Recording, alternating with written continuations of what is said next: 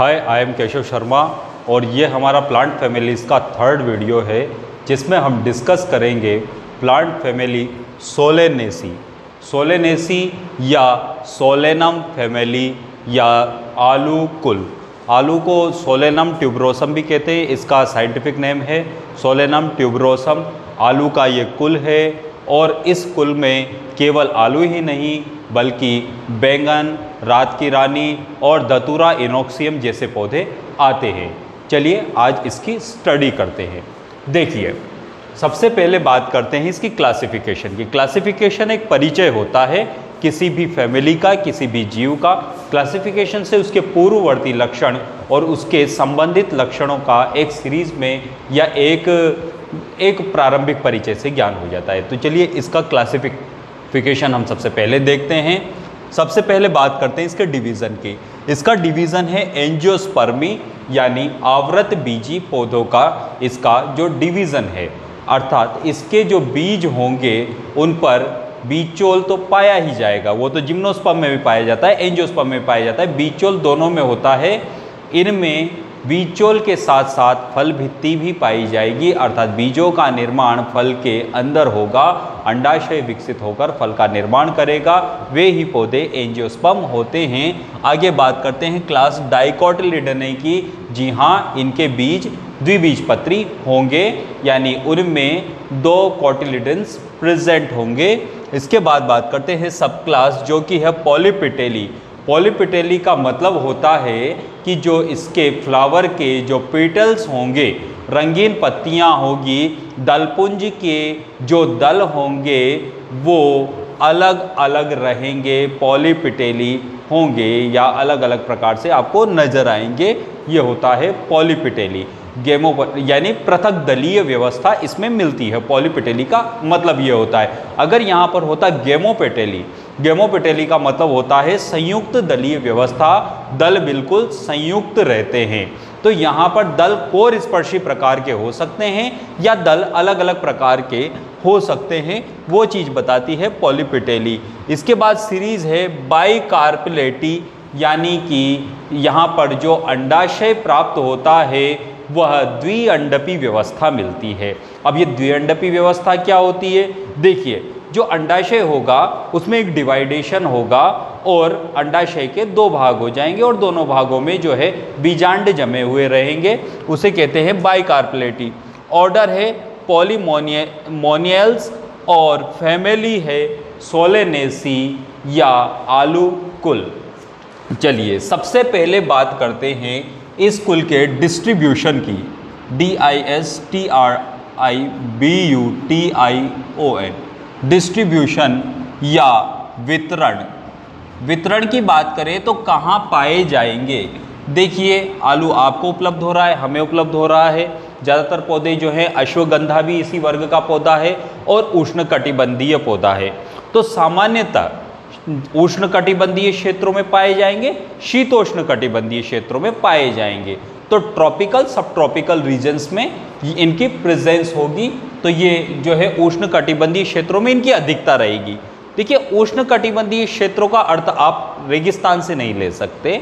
इसका मतलब ये होता है कि उष्णकटिबंधीय क्षेत्र भूमध्य रेखा के पास वाले क्षेत्र होते हैं जिन पर सूर्य की किरणें सीधी पड़ती है, पौधों को अधिक प्रकाश मिलता है और उनको ग्रोथ करने के लिए ज़्यादा प्रकाश संश्लेषण ज़्यादा होता है। और यहाँ पर जो है अधिकांश पौधे व जंतु इन ट्रॉपिकल और सब ट्रॉपिकल रीजन्स में ही मिलते हैं। तो डिस्ट्रीब्यूशन, जी हाँ, ये पौधा जो है उष्णकटिबंधीय पौधा है। उष्णकटिबंधीय क्षेत्रों में अधिकता, ट्रॉपिकल उष्णकटिबंधीय क्षेत्रों में अधिकता रहेगी इसकी। और इसकी अगर देखा जाए तो इनकी कम से कम 2200 जातियां हैं, 2200 स्पीशीज है और 19 जीनस हैं। तो यहाँ पर हो जाएंगे, सॉरी 19 नहीं, 90 जीनस एंड ये 2200 स्पीशीज। ये है इनका डिस्ट्रीब्यूशन। अब चलते हैं इनके वेजिटेटिव कैरेक्टर्स पर, यानी कायिक लक्षण। तो देखिए, कायिक लक्षण का मतलब है किस प्रकार का पौधा होगा। तो पौधे कैसे हो सकते हैं? तो देखिए, इस वर्ग में वृक्ष बहुत ही कम हैं। ज़्यादातर पौधे जो रहेंगे वे छोटे रहेंगे, कोमल रहेंगे, कोमल तने वाले होंगे अथवा झाड़ियों के समान होंगे, यानी हर्ब्स एंड श्रब्स की प्रेजेंस इस वर्ग में ज़्यादा, इस फैमिली में रहेगी। तो हर्ब्स हो सकती है और श्रब्स हो सकते हैं, यानी शुप और शाक इसमें पाए जाएंगे। तो अधिकतर पौधे होंगे हर्ब्स एंड श्रब्स, यानी शाक और शुप। तो झाड़ियाँ होगी और शाक होंगे। ये इनका प्रॉपर इनके वेजिटेटिव जो है लक्षण है। पौधा पूर्ण पौधा होगा, जड़ें जो है मूसला पाई जाएगी, तना जो है कोमल होगा, शाकीय प्रकृति का होगा, तने पर रोम भी हो सकते हैं, जैसे कि टमाटर में अपन को देखने को मिलते हैं। तो तने में रोम भी हो सकते हैं। और पत्तियां जो है, पत्तियां सामान्यतः पूर्ण होगी, एक शीरीय जालिकावत शिराविन्यास होगा, जो कि अपन देखते हैं। ठीक है, तो शाक या शुप हो सकते हैं पौधे, और जिनका तना कोमल होता है। तो यहाँ पर हम बात करते हैं मूल की। मूल जो होगी यानी रूट्स जो होगी, वो देखिए ये किस टाइप का पौधा है। डाइकोटिलिडनी वो क्लास का वर्ग का पौधा है। तो द्विबीजपत्री पौधे में जड़ें किस प्रकार की पाई जाएगी? जी हाँ, मूसला मूल पाई जाएगी। तो यहाँ पर जड़ों के बारे में जो है टैप रूट जो है यहाँ पर प्रेजेंट होगी। अब टैप रूट होगी या मूसला मूल पाई जाएगी। इसके साथ अब जैसे सोलेनम ट्यूबरोसम या आलू है, तो आलू में क्या होगा? स्टार्च का ज़्यादा संग्रह होगा, तो भोजन का संग्रह भी कर सकती है। तो देखिए, आलू कोई जड़ नहीं होता है, आलू को तना माना जाता है। तो मूसला मूल ज़्यादातर पौधों में पाई जाती है, खाद्य संग्रहकारी जड़ें इनमें नहीं होगी। ठीक है, इसके बाद आता है तना। तना किस प्रकार का होगा? ठीक है, स्टेम देखिए, शाखित ब्रांच्ड हो सकता है, बेलनाकार हो सकता है। जी हाँ, बेलनाकारी होगा। रोम युक्त हो सकता है, यानी हेयरी टाइप का हो सकता है। और हरा व कोमल भी हो सकता है। ये बहुत हार्ड नहीं होगा, ये थोड़ा कोमल हो सकता है। तना इनका हरे रंग का होगा। आप टमाटर का पादप देख लेना, जिस प्रकार का उसमें तना है वैसा सामान्यतः इसका तना होगा, हरा और कोमल प्रकार का। कुछ पौधों में खाद्य संग्रहकारी भी होगा, जैसे कि आलू में ये खाद्य संग्रहकारी भी हो सकता है, भोजन का संग्रह करने वाले भी तने होते हैं।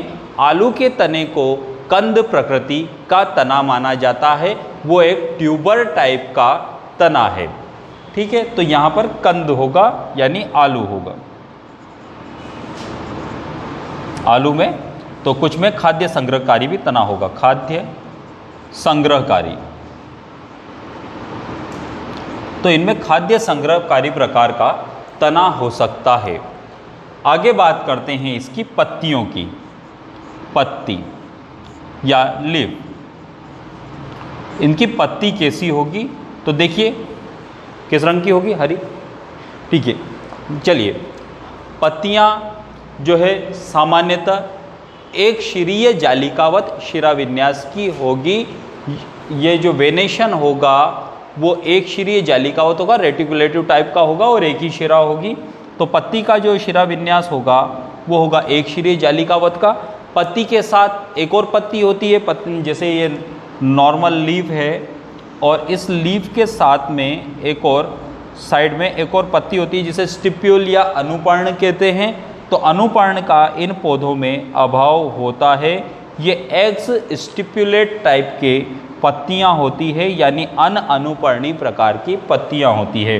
तो पत्ती हो जाएगी यहाँ पर, देखिए स्टिप्यूल एब्सेंट है, तो स्टिप्यूल एब्सेंट रहेगा तो ये हो जाएगी एक्स स्टिपुलेट अर्थात अनुपर्णी, अनुपर्णी या एक्स स्टिपुलेट।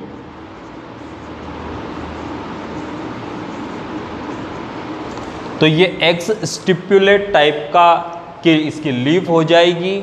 और यहाँ पर जो है एक श्रीय जालिकावत हमें शिरा विन्यास देखने को मिलेगा, यूनिकोस्टेट रेटिकुलेटिव टाइप ऑफ वेनेशन। तो यहाँ पर जो शिरा विन्यास होगा ये होगा एक श्रीय जालिकावत, एक श्रीय जालिकावत प्रकार का इसका शिरा विन्यास होगा, जो कि अभी बताया कि यूनिकोस्टेट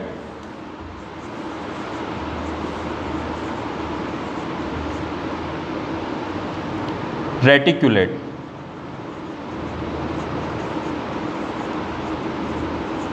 Unicostate reticulative type of venation will be present in this type of leaves in Solanaceae family।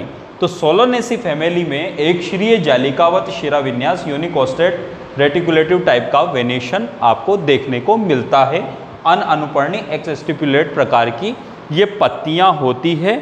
आलू में जो टमाटर और आलू में ये जो है एक तरीके से पिच्छकी संयुक्त यानी पिनेट टाइप की संयुक्त पर्ण देखने को मिलती है। अब देखिए पिच्छकी क्या होती है, पिनेट टाइप की पर्ण कैसे होती है। कभी इमली वगैरह या इमली या बबूल में देखना, वो क्या होता है कि पत्तियां इस प्रकार से विभाजित रहती है। ये छोटी जो पत्तियां होती हैं इन्हें पत्तियां नहीं माना जाता, बल्कि ये पत्तियों का जो समूह होता है जो शाखा से डायरेक्ट जुड़ा हुआ होता है, इस पूरे पत्तियों के समूह को पत्तियां माना जाता है। तो ये जो विभाजन हुआ पत्ती का, ये पिच्छकी प्रकार की पर्ण होती है। तो ये तो एक पूर्ण पत्ती है, जबकि ये पिच्छकी प्रकार की पर्ण है। तो यहाँ पर टमाटर में और हमें जो है आलू में पिच्छकी संयुक्त प्रकार की पर्ण देखने को मिलती है, और बाकी पौधों में जो है पूर्ण पर्ण हमें देखने को मिलेगी, संयुक्त पर्ण हमें देखने को मिलेगी। ठीक है, तो ये हो गई पत्ती की बात। तो मूल की बात हो गई, तने की बात हो गई, पत्ती की बात हो गई। यहाँ पर 90 वंश होते हैं, 2200 स्पीशीज होती है। अब हम आगे बढ़ते हैं और बात करते हैं इसके पुष्पीय लक्षणों की, कि सोलोनेसी कुल में किस प्रकार के पुष्पीय लक्षण होते हैं। चलिए आगे बढ़ते हैं। आपके डाउट आप कमेंट सेक्शन में डाल सकते हैं, और ज़्यादा से ज़्यादा वीडियोस के लिए आप इस चैनल को लाइक कर सकते हैं, सब्सक्राइब कर सकते हैं, अपने फ्रेंड्स के साथ शेयर कर सकते हैं।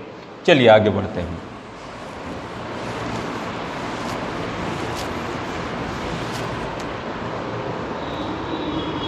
अब हम बात करते हैं इसके पुष्पीय लक्षणों की। पुष्पीय लक्षण या फ्लोरल कैरेक्टर्स की। तो देखिए पुष्पीय लक्षण में सबसे पहली चीज यही आती है कि पुष्प लगे हुए किस क्रम में होते हैं, यानी पुष्प क्रम।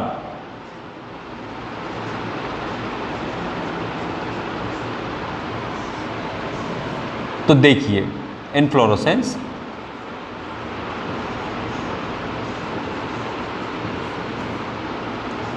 चलिए पुष्प क्रम की बात कर लेते हैं। पुष्प क्रम किस प्रकार का होता है। तो देखिए पुष्प क्रम जो होता है वो यहाँ पर ससीमाक्षी प्रकार का पुष्प क्रम हमें देखने को मिलता है, यानी यहाँ पर जो मेन जो पुष्पावली वृंत होता है, यानी पिडंकल जो होता है, वो पिडंकल की जो ग्रोथ होती है वो एक फ्लावर के द्वारा एक जो पुष्प होता है उसके द्वारा रोक दी जाती है। फिर यहाँ से दूसरे एक ये निकलेगी, इसे भी रोक दिया जाएगा। फिर यहाँ से तीसरी निकलेगी, इसे रोक दिया जाएगा। फिर चौथी निकलेगी, इस टाइप से रोक दिया जाएगा। तो ये ससीमाक्षी यानी इस वर्ग की विशेषता हो गई ससीमाक्षी पुष्पक्रम का पाया जाना। तो ये ससीमाक्षी पुष्पक्रम इसमें पाया जाता है। ठीक है, तो ये जो होता है ससीमाक्षी प्रकार का, इनमें पुष्पक्रम होगा, साइमोस टाइप ऑफ इन्फ्लोरेसेंस।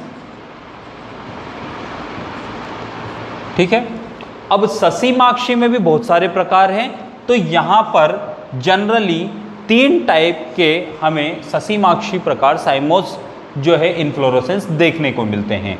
कौन कौन से देखने को मिलेंगे? देखिए, ये एक तो मैंने बताया है, इसे कहते हैं हम कुंडलिनी प्रकार का। ये होता है कुंडलिनी।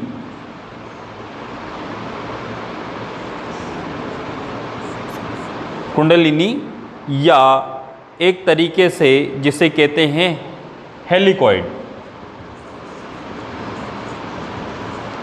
हमें कुंडलिनी प्रकार देखने को मिलता है।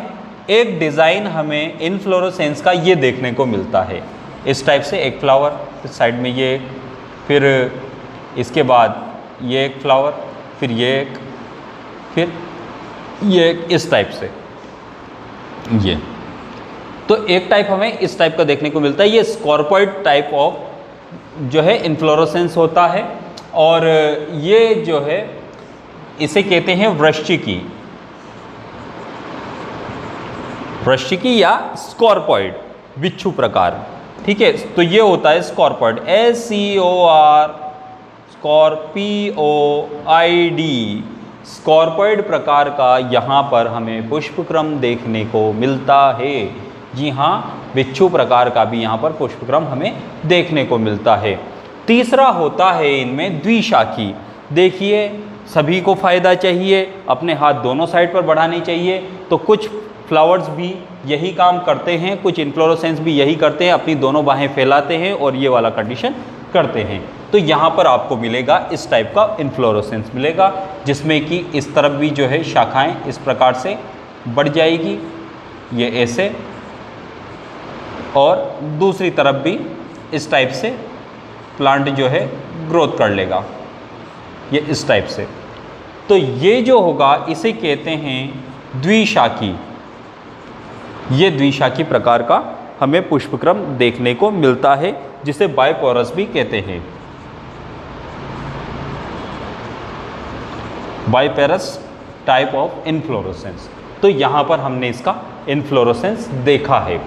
अब हम डायरेक्ट बात करेंगे फ्लावर की। तो इन्फ्लोरेसेंस दो टाइप का हो गया, स्कॉर्पॉइड, हेलिकॉइड और बाइपेरस टाइप ऑफ इन्फ्लोरेसेंस। चलिए तीसरी, अब हम बात करेंगे इसके फ्लावर की।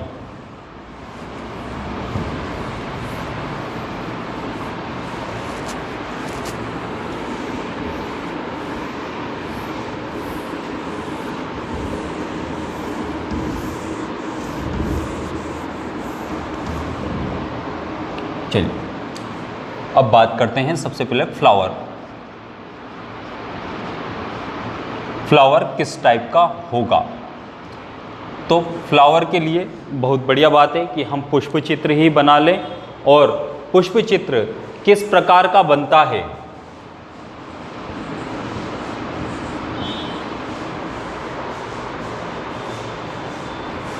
चलिए सही वाला बनाते हैं, पुष्प चित्र।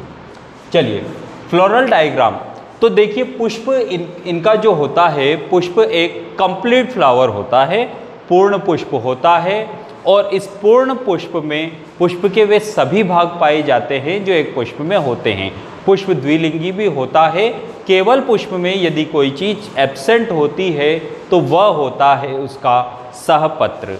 तो चलिए हम बात करते हैं फ्लावर की या पुष्प की। कैसा होता है इसका पुष्प? आप लोगों ने सामान्यतः धतूरे का पुष्प देखा होगा, वो उस पुष्प में हमें सहपत्र दिखाई नहीं देता है। यानी सबसे पहली बात जो हमें पुष्प में देखनी होती है वो होता है सहपत्र। जिन्हें सहपत्र के बारे में नहीं पता हो, सहपत्र को इंग्लिश में ब्रैक्ट कहते हैं। और जिस टाइप से मान लीजिए ये फ्लावर लगा हुआ है, शाखा पर लगा हुआ है, तो शाखा पर पुष्प की जो कक्षस्थ कलिका होती है वहीं से जो है एक पत्ती का भी डेवलपमेंट हुआ रहता है। यदि पुष्प में ये साइड में पत्ती नज़र आती है जो कि पुष्प के साथ में है या छोटे रूप में नज़र आती है तो इसे सहपत्र कहा जाता है, ब्रैक्ट कहा जाता है। अगर फ्लावर में ब्रैक्ट प्रेजेंट है तो फ्लावर ब्रैक्टेट होता है, अगर ब्रैक्ट एब्सेंट है तो फ्लावर ई ब्रैक्टेट होता है और उसे EBR सिंबल से रिप्रेजेंट करते हैं। तो यहाँ पर जो फ्लावर है वो ई ब्रैक्टेट होता है यानी असहपत्री होता है। कुछ वंशों में सहपत्री भी हो सकता है। तो देखिए, तो फ्लावर दोनों टाइप के होते हैं इन फैमिलीज़ में, ब्रैक्टेड BRACTATE, ब्रैक्टेट यानी सहपत्री या ई ब्रैक्टेट या असहपत्री।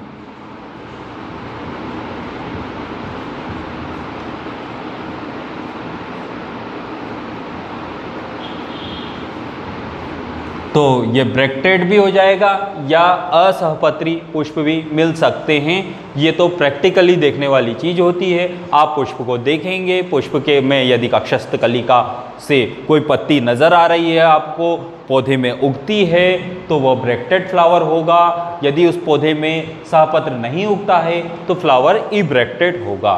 पुष्प में यदि सभी चक्र होते हैं तो पुष्प कंप्लीट होगा, पूर्ण पुष्प। और जी हाँ, पुष्प के चारों चक्र कौन कौन से होते हैं? तो सबसे बाहरी चक्र होता है कैलेक्स, उसके बाद होता है कोरोला, फिर होता है एंड्रोशियम एंड लास्ट होता है जो मिडिल में होता है वो गाइनोशियम। बाह्य दलपुंज, दलपुंज, पुमंग और जायांग। तो पुष्प पूर्ण होता है यानी कंप्लीट होता है, सब कुछ होता है, यानी चारों चक्र मौजूद होते हैं। उसके बाद ये जो है पुमंग, इसके बाद यदि हम देखें तो पुमंग और जायांग दोनों मौजूद रहेंगे यानी पुष्प जो है द्विलिंगी होगा, ठीक है, बाइसेक्सुअल होगा।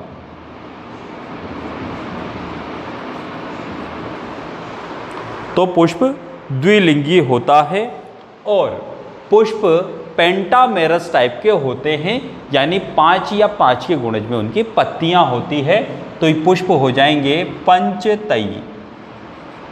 अभी मैं बनाकर ही बता दूंगा।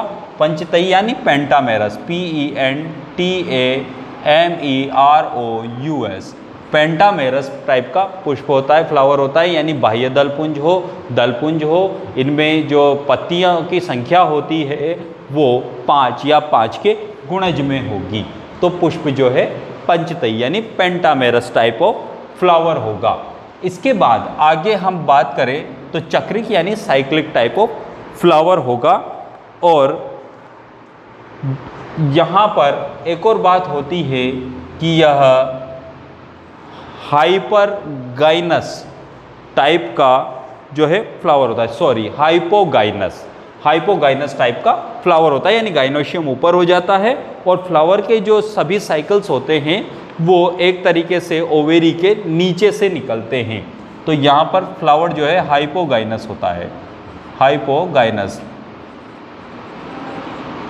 हाइपोगाइनस होता है यानी ओवेरी सुपीरियर हो जाती है। ओवेरी क्या है? अंडाशय जो है सबसे ऊपर हो जाता है और पुष्प के जो सभी चक्र हैं वो इस प्रकार से निकलते हैं। देखिए, ये जैसे ये कार्पल है, मिडिल पार्ट, ये ओवेरी है, ये है ओवेरी, और ये ओवेरी से के नीचे से जो है सभी चक्र निकलेंगे। ये इस टाइप से ये निकलेंगे। ये कैलेक्स ग्रीन कलर वाला पार्ट, ये कोरोला कलरफुल वाला पार्ट, फिर चलिए ये मान लीजिए ये एंड्रोशियम पार्ट हो गया, एंथर्स हैं ये, तो एंड्रोशियम पार्ट हो गया और ये गाइनोशियम हो गया। तो देखिए ओवेरी ऊपर है, यहाँ पर थैलस नीचे रह गया और यहीं से जो है पूरे पार्ट निकल रहे हैं प्लांट के। तो ऐसी जो ओवेरी होती है ये सुपीरियर होती है और जो ऐसा फ्लावर होता है वो हाइपोगाइनस होता है, बिकॉज गाइनोशियम ऊपर हो गया और जो प्लांट अदर पार्ट थे वो नीचे से डेवलप हो गए। तो ये फ्लावर हो गया हाइपोगाइनस टाइप का फ्लावर हो गया। हाइपो यानी अधो और गाइनस यानी जायांग, तो अधो जायांगी प्रकार का ये पुष्प हो जाता है। इसके बाद चलिए आगे बढ़ते हैं। अब हम बाकी लक्षणों को अपने पुष्प चित्र के द्वारा ही एक्सप्लेन करेंगे। तो सबसे ज़्यादा ज़रूरी होता है जब भी आप फैमिली की स्टडी करें, फैमिली से रिलेटेड एक या दो फ्लावर्स के आप फ्लोरल डायग्राम बनाना सीख लें। फ्लोरल डायग्राम से आपको उसकी जानकारी रहेगी और फ्लोरल फार्मूले भी लर्न कर लें। जिन्हें फ्लोरल फार्मूले लर्न नहीं हो, मैं उसके लिए एक वीडियो अलग से बना दूंगा। तो देखिए, अब फ्लोरल डायग्राम की बात करते हैं। तो देखिए, ये तो हो गया मदर एक्सिस, मातृ अक्ष। इसके बाद हम एक पंचतई पुष्प को बनाने जा रहे हैं। तो देखिए, ब्रैक्ट होता नहीं है, इब्रैक्टेड हम सोलोनेसी में आलू के पुष्प की डिज़ाइन बनाएंगे यहाँ पर। तो देखिए, सबसे पहले ये बाह्य दल है 5, 1, 2,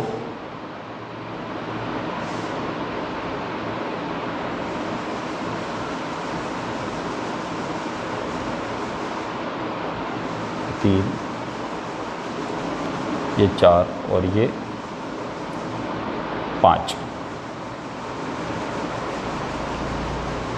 और देखिए, यदि पुष्प को जब पुष्प पंचतई हो तो ये पुष्प एक त्रिज्या सममित पुष्प है, यानी इसे किसी भी भाग से निकलने वाली रेखा दो दर्पण रूपी भागों में बदल सकती है, एक जैसे भागों में बदल सकती है।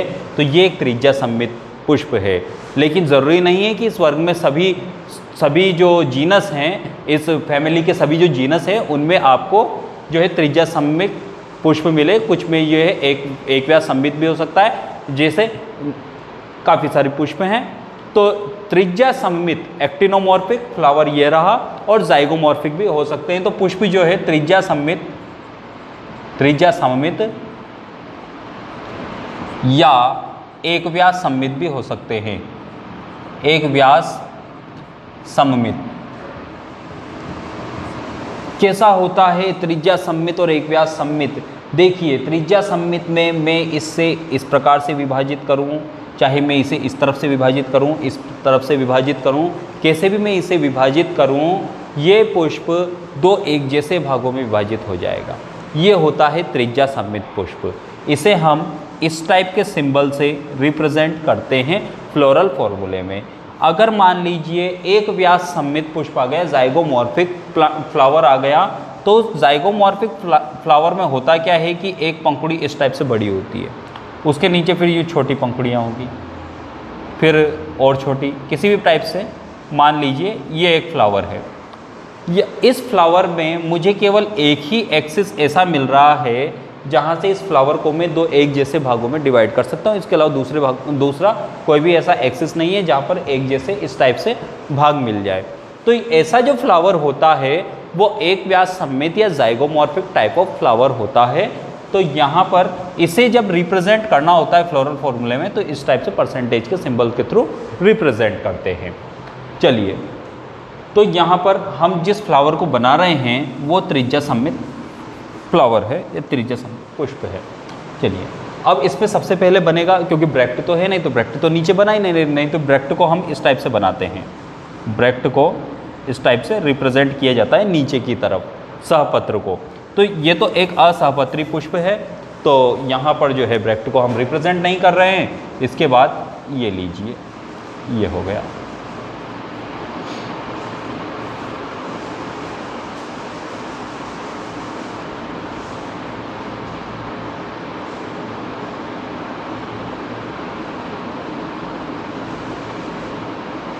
ये हो गया बाह्य दलपुंज।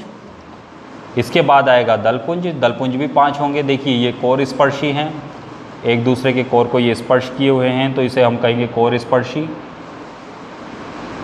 ठीक है, तो ये कोर स्पर्शी या वेलवेट।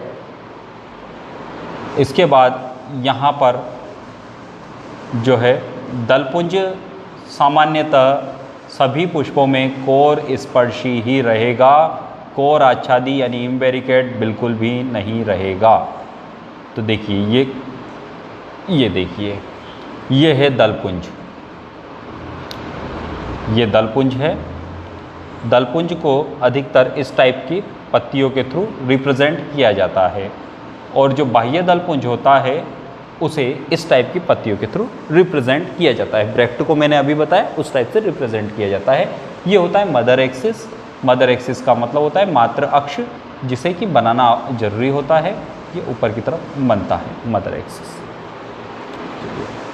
अब ये भी एक दूसरे को टच किए हुए रहेंगे। तो ये भी जो होगा ये दल, तो दल भी कोर स्पर्शी होंगे, यानी इनके कोर मिले हुए रहेंगे, तो दलपुंज कोर स्पर्शी रहेगा। इसके बाद एंड्रोशियम की बात करते हैं। तो एंड्रोशियम जो पुंकेसर होते हैं वे एक चक्र में ही मौजूद रहेंगे, और जहाँ पर दल एक दूसरे को स्पर्श करते हैं वहाँ पर पुमंग लगे हुए होंगे, एंथर्स लगे हुए रहेंगे, और द्विकोष्ठी पुंकेसर रहेंगे। देखिए ये यहाँ पर मैं बना रहा हूँ इन्हें इस टाइप से। ये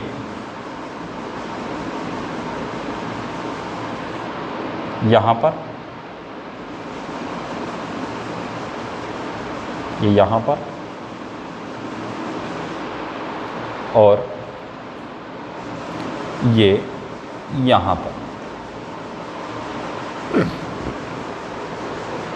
ये कोर स्पर्शी हुए और इनसे ये जो है एंथर्स जुड़े हुए हैं। अब बीच में आती है ओवेरी या अंडाशय।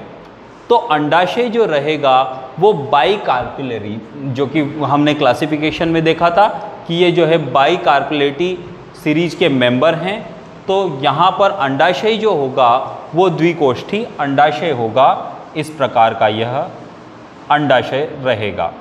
देखिए यहाँ पर, तो अंडाशय जो है दो हिस्सों में विभाजित रहेगा, इस प्रकार से और इस प्रकार से, यानी दो कोष्ठ रहेंगे, दो कोष्ठों में विभाजित रहेगा अंडाशय ऐसे, और इसके अंदर अंडप लगे हुए रहेंगे।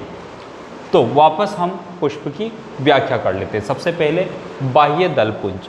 देखिए पुष्प असहपत्री प्रकार का है। सबसे पहले देखते हैं बाह्य दलपुंज। चलिए यहाँ पर हम बाह्य दलपुंज में हमें क्या विशेषताएं नजर आ रही है। तो सबसे पहले बाह्य दलपुंज।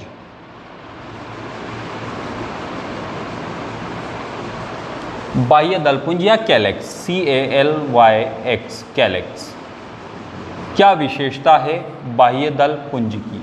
तो देखिए बाह्य दलपुंज के दो टाइप के विन्यास हमें देखने को मिल सकते हैं, कोर स्पर्शी यानी वेलवेट और कोर आच्छादी यानी इम्बेरिकेट टाइप ऑफ जो है एक तरीके से हमें बाह्य दलपुंज का जो है विन्यास हमें देखने को मिल सकता है, पुष्प दल विन्यास हमें देखने को मिल सकता है। देखिए तो यहाँ पर दोनों टाइप के हो जाएंगे। बाह्य दलपुंज हरे रंग का होता है और इस टाइप के सिंपल से रिप्रेजेंट किया जाता है। ठीक है, तो यहाँ पर दो टाइप के, वेलवेट और इम्बेरिकेट।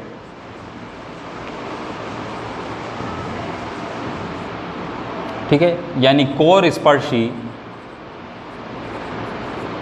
या कोर आच्छादी। तो या तो कोर स्पर्शी हो सकते हैं या कोर आच्छादी प्रकार के हो सकते हैं। इसके बाद हम बात कर